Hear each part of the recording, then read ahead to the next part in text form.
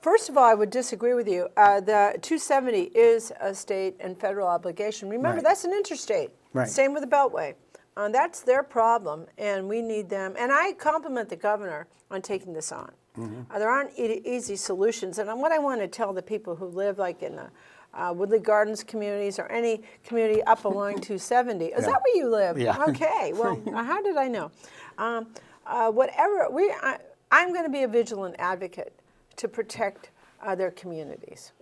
And no one at this stage of the game is talking about really expanding the width of 270 as much as looking at the existing right-of-way, that's the part the state owns, and what we can do within that right-of-way. There are creative solutions out there. There are electronic lanes, there are reversible lanes, there are lanes that you can change in the course of the day by moving barriers and the like. This is what the rest of the world does. That's right. And there's no reason why we can't be equally creative. This conversation will be clearer starting in January.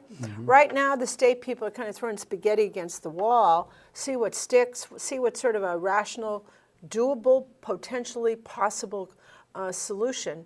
And we'll know I'm told by January, they will have figured out probably half a dozen solutions, alternatives that will warrant further study. And then at least we'll know what we're talking about in terms of positioning and what we really, really want out of this.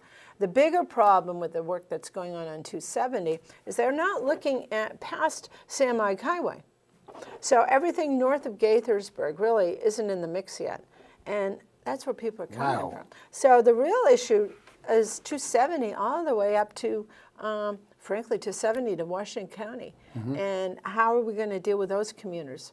One of my proposals, frankly, is I think we need to create a regional transportation authority with respect to roads and transit outside of the district with our partners in our adjacent communities, Howard and Frederick in particular.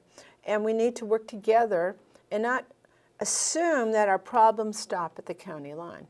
Now, Lost Elect, our people are commuting across the river, across our borders on a regular basis. And, we need to have solutions that address everyone. Montgomery County is not an island. We need to think in a bigger way as we move forward. Yeah.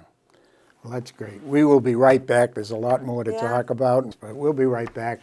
I'm Pat Smith. You're watching Inside Out, and I have Nancy Floreen, independent candidate for county executive, with me here today.